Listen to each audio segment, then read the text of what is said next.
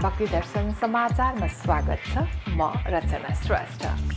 आज मिति 2078 साल भदौ महिनाको 18 गते शुक्रबार भाद्र कृष्ण पक्षको द्वादशी तिथि 30:37 उपरान्त त्रयोदशी तिथि रहने। ईस्वी सम्वत 2021 सेप्टेम्बर महिनाको 3 तारिक शक सम्वत 1942 नेपाल सम्वत 1140 आज सूर्योदय बिहान 5:44 र सूर्यास्त साँझ 6:29 सर्वप्रथम अहिलेसम्मका प्रमुख समाचार। अजा एकादशी आज यस व्रतको नियम र विधिलाई पालना गरी भगवान श्रीहरिको ऋषिकेश स्वरूपको पूजा आराधना गरिने।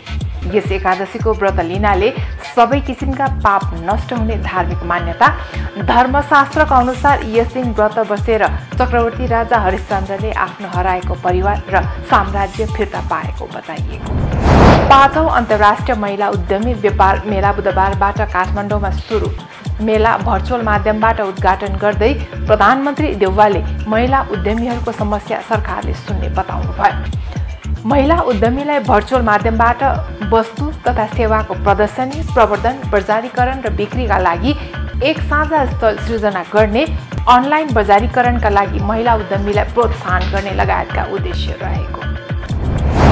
उपत्यकाका काठमाडौँ, ललितपुर र भक्तपुरका 3 जिल्ला प्रमुखहरूको बैठकले वैशाख 16 गतेदेखि जारी निषेधाज्ञाको स्वरूपमा परिवर्तन, स्वास्थ्यका मापदण्ड पालना गर्ने गरी सबै किसिमका व्यापार व्यवसाय सञ्चालन गर्न पाउने निर्णय गरिएको।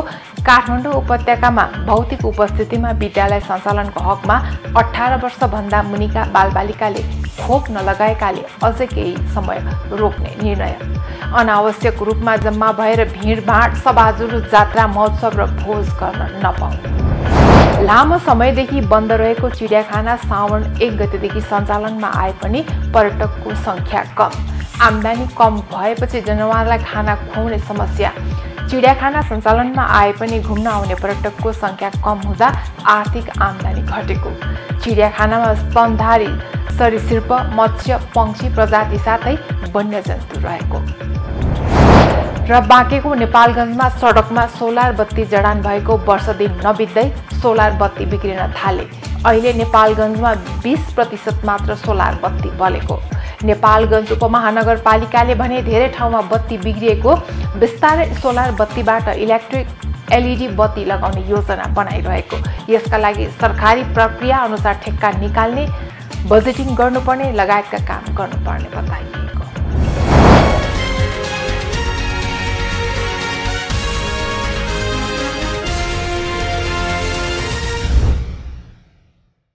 अब समाचार विस्तारमा। अजा एकादशी आज यस एकादशी 2 दिन अर्थात् हिजो र आज परेकाले विशेषता आजको दिन व्रत बस्ने गरिन्छ। अन्य एकादशी जस्तै प्रत्येक वर्षको भाद्र महिनाको कृष्ण पक्षमा पर्ने यो एकादशीको व्रत वैदिक सनातन धर्मावलम्बीहरूले बस्ने गर्दछन् तथा कथा श्रवण पनि गर्दछन्। एकादशीको व्रत बस्नाले परिवारको सुख समृद्धि प्राप्त हुनुको साथै सबै किसिमका दुःख नाश र पाप नष्ट हुने धार्मिक मान्यता रहिआएको छ। अन्य व्रतमा जस्तै एकादशीको व्रत बस्नाले पनि अघिल्लो दिनबाट नै सात्विक भोजन ग्रहण गर्नुपर्दछ। भोलिपल्ट बिहान स्नान गरेर भगवान विष्णुको श्रीहरि स्वरूप ऋषिकेश स्वरूपको पूजा आराधना गरिन्छ।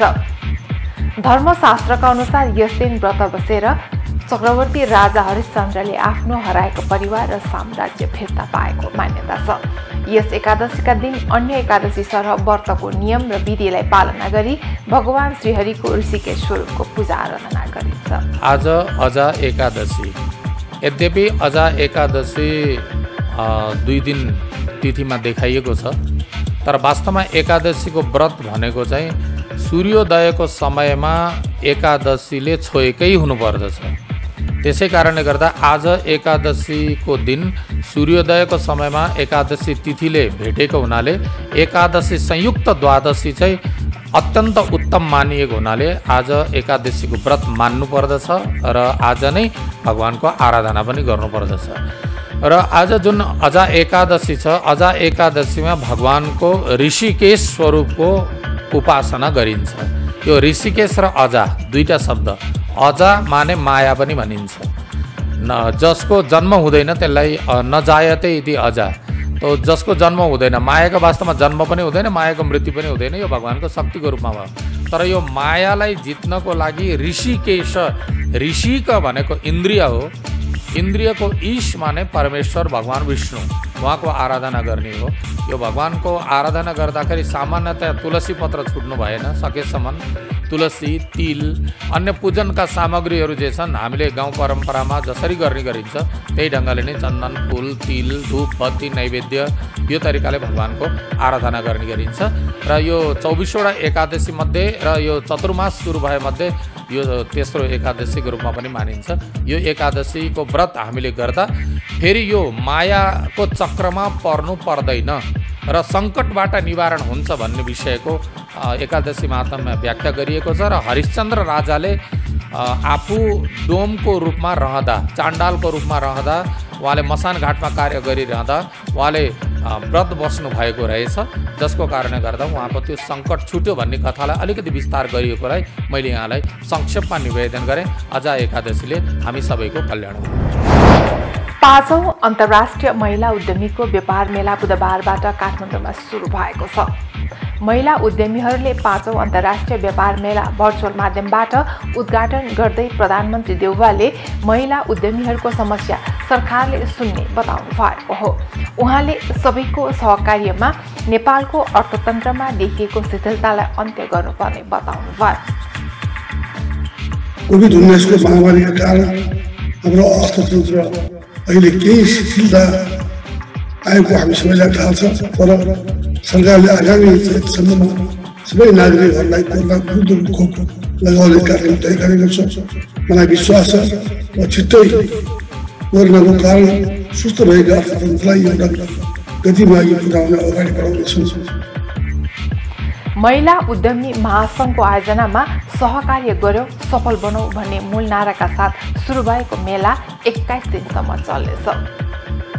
विश्वका विभिन्न मुलुकसहित नेपालमा पनि देखिएको कोभिड सङ्क्रमणका कारण भर्चुअल माध्यमबाट मेला आयोजना गरिएको बताइएको छ।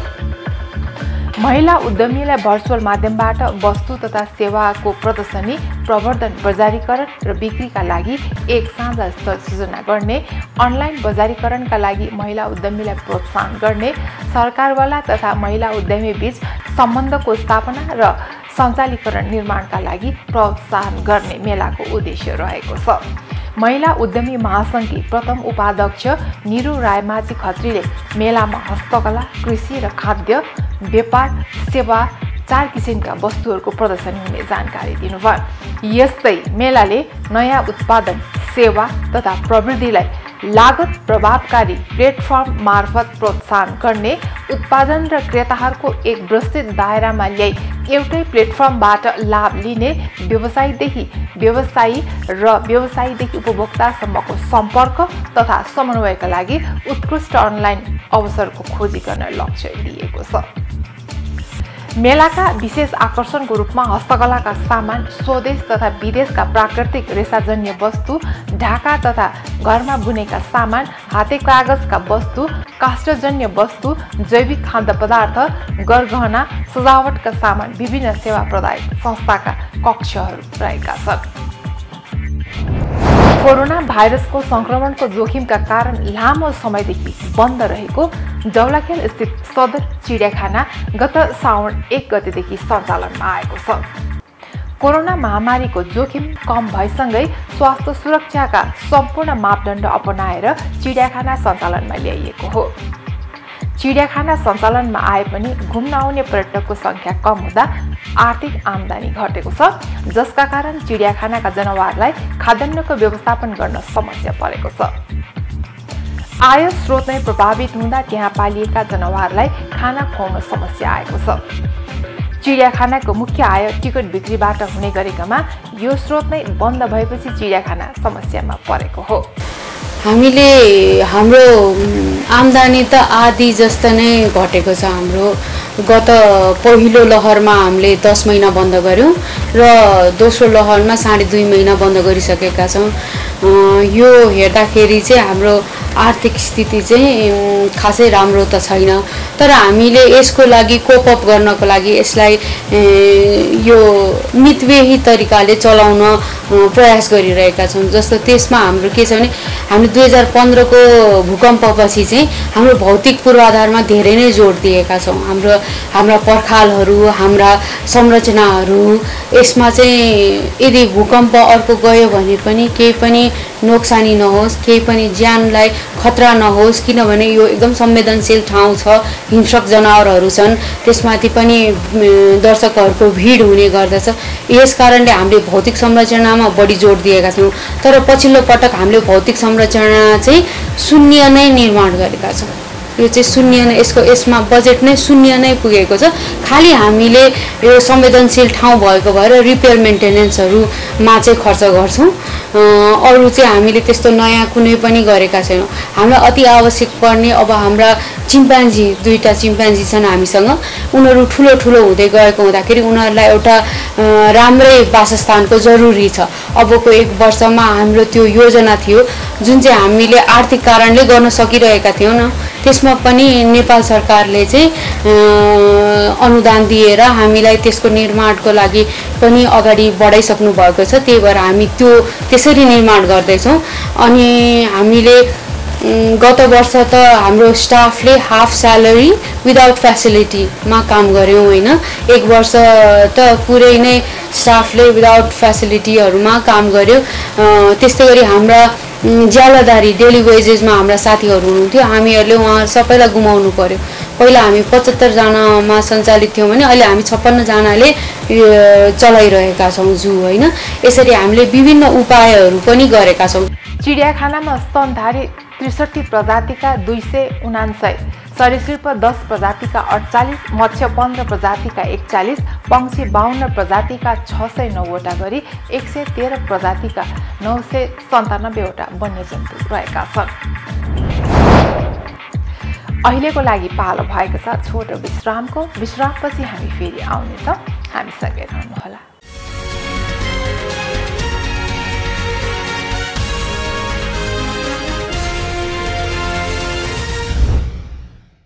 विश्रामपछि पुनः स्वागत छ। अब बाँकी समाचार। उपत्यकाका काठमाडौँ, ललितपुर र भक्तपुरका 3 जिल्ला प्रमुखहरूको बैठकले वैशाख 16 गतेदेखि जारी निषेध आदेशको स्वरूपमा परिवर्तन गरेको छ। स्वास्थ्य मापदण्ड पालना गर्ने गरी सबै किसिमका व्यापार व्यवसाय सञ्चालन गर्न पाउने निर्णय गरिएको छ। काठमाडौँ उपत्यकामा भौतिक उपस्थितिमा विद्यालय सञ्चालनको हकमा 18 वर्षभन्दा मुनिका बालबालिकाले खोप नलगाएकाले अझै केही समय रोक्ने निर्णय गरिएको हो। त्यस्तै अनावश्यक रूपमा जम्मा भएर भिडभाड, सभा, जुलुस, जात्रा, महोत्सव र भोज गर्न नपाउने भएको छ। एक रिपोर्ट। गत वैशाख 16 गतेदेखि उपत्यकामा जारी भएको निषेधाज्ञाका स्वरूपमा केही परिवर्तन भएको छ। बुधबार उपत्यकाका काठमाडौँ, ललितपुर र भक्तपुरका 3 जिल्ला प्रमुखहरूको बैठकले वैशाख 16 गतेदेखि जारी निषेध आदेशको स्वरूपमा परिवर्तन गरेको हो। बैठकपछि काठमाडौँका प्रमुख जिल्ला अधिकारी कालीप्रसाद पराजुलीले निषेध शब्द हटाएर जारी आदेश मात्र बनाइएको र यो आदेश भदौ 17 गतेदेखि मसान्तसम्म जारी रहने बताउनु भयो। उहाँले बुधबार जारी आदेशले स्वास्थ्यका मापदण्ड पालना गर्ने गरी सबै किसिमका व्यापार व्यवसाय सञ्चालन गर्न पाउने निर्णय गरेको जानकारी दिनुभयो। काठमाडौँ उपत्यकामा भौतिक उपस्थितिमा विद्यालय सञ्चालनको हकमा 18 वर्षभन्दा मुनिका बालबालिकाले खोप नलगाएकोले अझै केही समय रोक्ने निर्णय गरिएको छ। गत वैशाख 16 गतेदेखि जारी हुँदै आएको निषेध आदेशलाई चाहिँ हामीले अलिकति मोडालिटी अहिले परिवर्तन गरेका छौँ। यो निषेध शब्द हटाएर जारी आदेश मात्रै उल्लेख गरिएको छ र यसमा स्वास्थ्य प्रोटोकल पालना गर्ने गरी सबै किसिमका व्यापार व्यवसाय हैन सञ्चालन गर्न पाउने व्यवस्था गरिएको छ र विद्यालय सञ्चालनको हकमा चाहिँ हामीले अब 18 वर्षभन्दा मुनिको बालबालिकाहरूले विद्यार्थीहरूले भ्याक्सिन नलाएको अवस्थामा यसलाई चाहिँ अझै केही समय हेर्नुपर्छ भनेर भौतिक उपस्थितिलाई चाहिँ हामीले जोड दिएका छैनौँ र यो पनि स्थानीय तहले अहिले विद्यालय सञ्चालन गर्ने अधिकार स्थानीय तहलाई दिएको छ। स्थानीय तहले अब कोभिड यो जिल्ला सङ्कट व्यवस्थापन केन्द्रसँग समन्वय गरी सञ्चालन गर्न सक्ने भन्ने उहाँहरूलाई अधिकार प्रत्यायोजन गरेको छ र अन्य भिडभाड जन्य गतिविधिहरू नगर्ने, चाडपर्वहरू साङ्केतिक रूपले मनाउने यो एउटा सूचनामूलक सन्देश आदेश हामीले जारी गरेका छौँ र यसमा सबै व्यक्तिहरू चाहिँ सचेत भएर अब सङ्क्रमण दर बढ्न दिनु भएन। अब अहिलेको अलिकति सहज परिस्थिति छ, यही परिस्थितिलाई चाहिँ मेन्टेन गर्नको निम्ति म चाहिँ सम्पूर्ण महानुभावहरूमा अनुरोध गर्दछु। प्रमुख जिल्ला अधिकारी पराजुलीले व्यापार व्यवसाय गर्न पाउने भन्दैमा स्वास्थ्यका मापदण्ड पालना गर्न छोड्नु नहुने बताउनु भयो। स्वास्थ्य मापदण्डको पालना भए नभएको बारे प्रशासनले नियमित र आकस्मिक अनुगमन गरिरहनेछ। अनावश्यक रूपमा जम्मा भएर भिडभाड, सभा, जुलुस, जात्रा, महोत्सव र भोज गर्न नपाउने पनि प्रमुख जिल्ला अधिकारी पराजुलीले बताउनु भयो। बाँकेको नेपालगञ्जमा सडकमा सोलर बत्ती पनि जडान भएको वर्ष दिन नबित्दै सोलर बत्तीहरू बिग्रिन थालेका छन्। अहिले नेपालगञ्जमा 20% मात्र सोलर बत्ती बलेको छ। नेपालगञ्ज उपमहानगरपालिकाले भने धेरै ठाउँमा बत्ती बिग्रिएको र अब बिस्तारै सोलर बत्तीबाट इलेक्ट्रिक LED बत्ती लगाउने योजना बनाइरहेको जनाएको छ। यसका लागि सरकारी प्रक्रिया अनुसार ठेक्का निकाल्ने, बजेटिङ गर्नुपर्ने लगायतका काम गर्नुपर्ने बताइएको छ। एक रिपोर्ट। बाँकेको नेपालगञ्जमा 4 लेन सडक बन्यो। राम्रो र फराकिलो सडक बाटोमा सोलर बत्ती पनि जडान भयो। रातको समयमा सडक झिलिमिली समेत भए, तर यो खुसी नेपालगञ्जवासीहरूको लागि धेरै दिन टेक्न सकेन। जडान भएको वर्ष दिनदेखि नै सोलर बत्ती बिग्रिन थाल्यो। त्यसको मर्मत नियमित हुन सकेको छैन। कार्काडो चौकदेखि जमुना नाकासम्म सोलर जडान गरिएको थियो, तर अहिले नेपालगञ्जमा 20% मात्र सोलर बत्ती बलेको छ। नेपालगञ्ज उपमहानगरपालिकाले सुरुमा नयाँ कार्ययोजनाहरू ल्याउने तर बिग्रिएपछि त्यसलाई चासो नदिएको आरोप समेत लाग्ने गरेको छ। नेपालगञ्ज उपमहानगरपालिकाभित्र जे जति कामहरू भएका छन् त्यसलाई उपमहानगरपालिकाले आफ्नो मानेर अगाडि बढ्नुपर्ने स्थानीय भनाइ छ। यो कमी कमजोरी हाम्रो नेपालगञ्ज उपमहानगरपालिकाको मेयर साहब कमी कमजोरी हो। लगाउन त लगाउनु भयो, उहाँले के वास्ता पनि गर्नु भएन। आफ्नो हाइलाइट आउनलाई हो, हरेक शुक्रबारको दिन, बिहिबारको दिन, मङ्गलबारको दिन हेर्ने कहाँ बत्ती छ कि छैन, कुन ठाउँमा बत्ती बलिरहेको छैन, के गर्नु पर्यो। त्यहाँको नगरपालिकाको विद्युत प्राधिकरणलाई चाहिँ त्यहाँ गएर हेर्ने के भएको, कहाँ के सामान बिग्रेछ कि, ब्याट्री बिग्रेछ कि, सोलरको प्लेट बिग्रेछ कि, सब चेक गर्नुपर्छ। अनि यसमा चाहिँ अब यो त धेरै ठुलो योजना, धेरै ठुलो बजेट पर्छ। नेपालगञ्ज उपमहानगरपालिकाले मात्र गरेर हुन्छ र? यो त हुन त महानगरपालिका नै गर्ने हो। यो जनताबाट चाहिँ हामीले सालमा एकचोटि ट्याक्स बुझाउँछौँ। त्यो ट्याक्स चाहिँ नि कहाँ खर्च गर्छ थाहा नै हुन्न।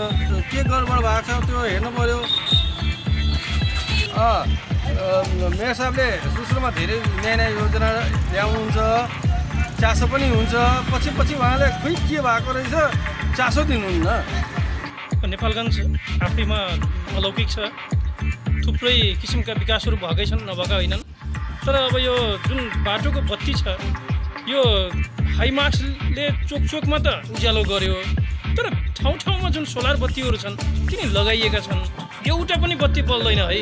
साँझ यसो रातिको बेलामा हामी कहिले अस्पताल जानुपर्छ, बाहिर निक्लिनुपर्छ, त्यो बेलामा सारा सोलर लाइटहरू अँध्यारो अन्धकार हुन्छ। कयौँ दुर्घटना हामीले कार्काडो क्षेत्रमा साँझको बेलामा त्यो भ्यान उसमा त्यो ठोकिएका घटनाहरू छन्। अनि जनावरहरू पनि एकदमै छाडा छ, रातिको बेला जाँतै हुन्छ। त्यो कारणले गर्दा एकदमै हामीलाई साह्रै समस्या चाहिँ यो सोलर लाइटहरू नबनेरै हो। अब नगरपालिका त महत्त्वपूर्ण चिज नै हो, मुटु नै हो। सबै जति नेपालगञ्जभित्रका जे भएका छन् नि त्यो सब नगरपालिकाले मेरो भन्नुपर्छ, हाम्रो भन्नुपर्छ र एकदमै साना सूक्ष्म कुरालाई नगरपालिकाले हेर्नुपर्छ। त्यहाँ होइन कि उसले मैले यो गरिरहेको छु भनेर बाटोको अगाडि सेल्फी खिचेर चाहिँ हुँदैन। तर साना चिजहरू भोलि यो हेर्दा सानो सोलर देख्दा सामान्य देखिन्छ, तर साँझको बेला ठुलो दुर्घटना घटेर मान्छे मऱ्यो भने त्यसको जिम्मेवारी कसले लिने हो? त्यो नगरभित्र भएको कारणले यो सब नगरपालिकाको हो। नगरपालिकाले आफ्नोत्व बनाउनुपर्छ र आफूले मैले गरेर देखाउँछु भनेर राम्रो तरिकाले लाग्यो भने त एक हप्ताको काम त हो नि। कति सोलरहरू छन् र यत्रो बजेट छ नगरपालिकामा, यत्रा मान्छेले चाहिँ तिरेका छन् करहरू भनेपछि त के छ र? गराउन चाह्यो भने चाहेन भने त केही पनि छैन। यता नेपालगञ्ज उपमहानगरपालिकाले भने धेरै ठाउँमा बत्तीहरू बिग्रिएको र अब बिस्तारै सोलर बत्तीबाट इलेक्ट्रिक LED बत्ती लगाउने योजना बनाइराखेको जनाएको छ। सोलर बत्तीहरू केही ठाउँमा नबलेको र त्यसको लागि ठेक्का निकाल्नुपर्ने उपमहानगरले जनाएको छ। यसका लागि सरकारी प्रक्रिया अनुसार ठेक्का निकाल्ने, बजेटिङ गर्नुपर्ने लगायतका काम गर्नुपर्ने बताइएको छ। सोलर बत्तीहरू सफल भएन, धेरै ठाउँ होइन, अब देशैभरि त्यस्तो सफल हुँदैन।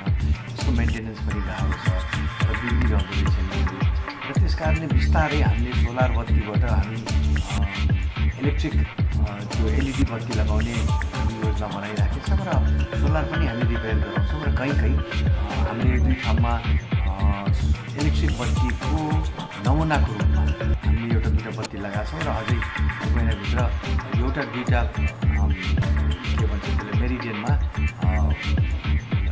आइल्यान्डमा हामी इलेक्ट्रिक बत्ती लगाएर हेर्छौँ र त्यो उपयुक्त भए पनि हामी बोर्डबाट पास गर्छ। यो अधिकांश ठाउँमा हाइवेमा हामी इलेक्ट्रिक बत्ती लगाउने योजना छ। सोलर पनि हामी बिस्तारै अब यो सोलर बत्तीहरू बिग्रेको छ, केही बत्तीहरू बल्दैन, त्यसलाई ठेक्का निकाल्नुपर्छ। ल यो निजी कम्पनी होइन, त्यहाँ गएर बनाऊ भनेर त्यसको सरकारी प्रक्रिया हुन्छ, ठेक्का निकाल्नु पऱ्यो, पास गर्नु पऱ्यो, बजेटिङ गर्नु पऱ्यो। त्यस कारणले अलिकति ठुलो त भइहाल्छ। यो व्यक्तिको भएको अथवा चाहिँ निजी कम्पनी जस्तो भयो, त्यहाँ बिग्रिरहेको छ, त्यसलाई गएर बनाऊ, पैसा यति लाऊ लैजाऊ भनेर त्यो सकिन्न। त्यसको बजेटिङ हुन्छ, त्यसको सार्वजनिक खरिद ऐन अन्तर्गत बसेर गर्नुपर्छ। सडकमा राखिएका सोलर बत्तीहरू समय समयमा मर्मत गरिरहनु पर्ने हो, तर नेपालगञ्ज उपमहानगरपालिकाले 2 वर्षदेखि मर्मतमा चासो देखाएको छैन।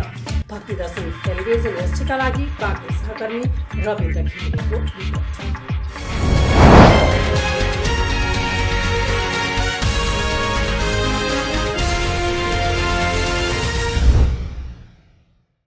अहिले हामी भक्ति दर्शन समाचारको अन्त्यमा आइसकेका छौँ। जाँदा जाँदै प्रमुख समाचार पुनः एकपटक। अजा एकादशी आज। यस व्रतको नियम र विधिलाई पालना गरी भगवान श्रीहरिको ऋषिकेश स्वरूपको पूजा आराधना गरिने। यस एकादशीको व्रत लिनाले सबै किसिमका पाप नष्ट हुने धार्मिक मान्यता।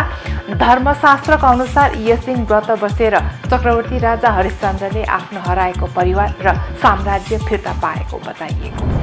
5औं अन्तर्राष्ट्रिय महिला उद्यमी व्यापार मेला बुधबारबाट काठमाडौँमा सुरु। मेला भर्चुअल माध्यमबाट उद्घाटन गर्दै प्रधानमन्त्री देउवाले महिला उद्यमीहरूको समस्या सरकारले सुन्ने बताउनुभयो।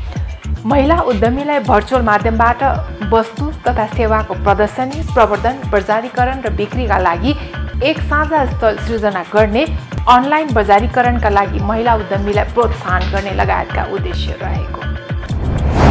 उपत्यकाका काठमाडौँ, ललितपुर र भक्तपुरका 3 जिल्ला प्रमुखहरूको बैठकले वैशाख 16 गतेदेखि जारी निषेधाज्ञाको स्वरूपमा परिवर्तन। स्वास्थ्यका मापदण्ड पालना गर्ने गरी सबै किसिमका व्यापार व्यवसाय सञ्चालन गर्न पाउने निर्णय गरिएको। काठमाडौँ उपत्यकामा भौतिक उपस्थितिमा विद्यालय सञ्चालनको हकमा 18 वर्षभन्दा मुनिका बालबालिकाले खोप नलगाएकाले अझै केही समय रोक्ने निर्णय।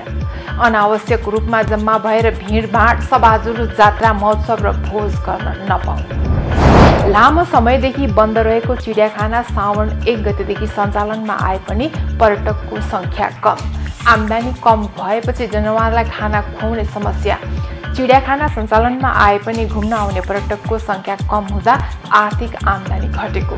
चिडियाखानामा स्तनधारी सरीसृप, मत्स्य, पंक्षी प्रजाति साथै वन्यजन्तु रहेको। र बाँकेको नेपालगञ्जमा सडकमा सोलर बत्ती जडान भएको वर्ष दिन नबित्दै सोलर बत्ती बिग्रिन थाले। अहिले नेपालगञ्जमा 20% मात्र सोलर बत्ती बलेको। नेपालगञ्ज उपमहानगरपालिकाले भने धेरै ठाउँमा बत्ती बिग्रिएको। बिस्तारै सोलर बत्तीबाट इलेक्ट्रिक एलइडी बत्ती लगाउने योजना बनाइरहेको। यसका लागि सरकारी प्रक्रिया अनुसार ठेक्का निकाल्ने, बजेटिङ गर्नुपर्ने लगायतका काम गर्नुपर्ने बताइएको।